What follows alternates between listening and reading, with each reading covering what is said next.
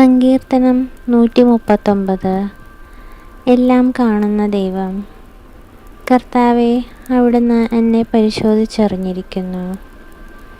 ഞാൻ ഇരിക്കുന്നതും എഴുന്നേൽക്കുന്നതും അവിടുന്ന് അറിയുന്നു. എൻ്റെ വിചാരങ്ങൾ അവിടുന്ന് അകലെ നിന്ന് മനസ്സിലാക്കുന്നു. എൻ്റെ നടപ്പും കിടപ്പും അങ്ങ് പരിശോധിച്ചറിയുന്നു. എൻ്റെ മാർഗങ്ങൾ അങ്ങേക്ക് നന്നായി അറിയാം. ഒരു വാക്ക് എൻ്റെ നാവിലെത്തുന്നതിന് മുൻപ് തന്നെ കർത്താവേ, അവിടുന്ന് അറിയുന്നു. മുൻപിലും പിൻപിലും അവിടുന്ന് എനിക്ക് കാവൽ നിൽക്കുന്നു. അവിടുത്തെ കരം എൻ്റെ മേലുണ്ട്. ഈ അറിവ് എന്നെ വിസ്മയിപ്പിക്കുന്നു. എനിക്ക് അപ്രാപ്യമാം വിധം അത് ഉന്നതമാണ്.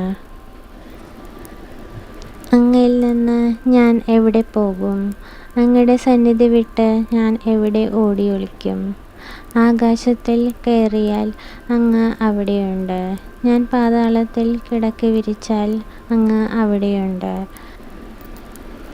ഞാൻ പ്രഭാതത്തിൻ്റെ ചിറകു ധരിച്ച് സമുദ്രത്തിൻ്റെ അതിർത്തിയിൽ ചെന്ന് വസിച്ചാൽ അവിടെയും അങ്ങയുടെ കരം എന്നെ നയിക്കും.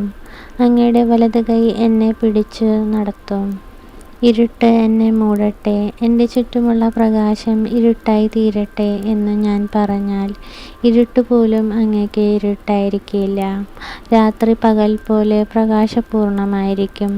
എന്തെന്നാൽ അങ്ങേക്ക് ഇരുട്ട് പ്രകാശം പോലെ തന്നെയാണ്.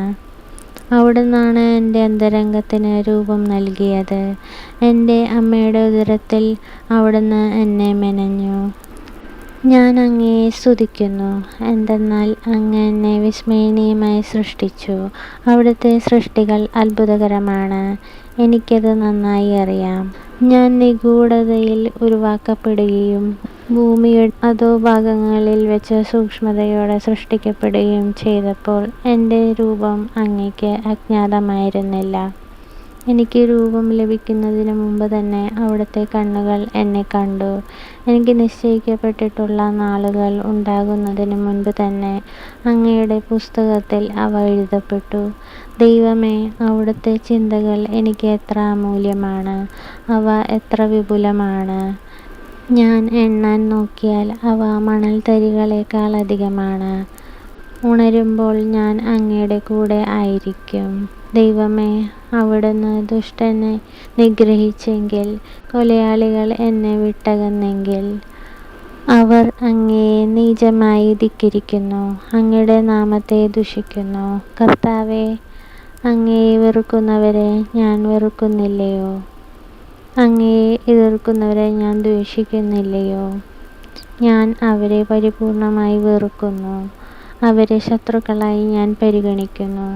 ദൈവമേ, എന്നെ പരിശോധിച്ച് എൻ്റെ ഹൃദയത്തെ അറിയണമേ. എന്നെ പരീക്ഷിച്ച് എൻ്റെ വിചാരങ്ങൾ മനസ്സിലാക്കണമേ. വിനാശത്തിൻ്റെ മാർഗത്തിലാണോ ഞാൻ ചരിക്കുന്നതെന്ന് നോക്കണമേ.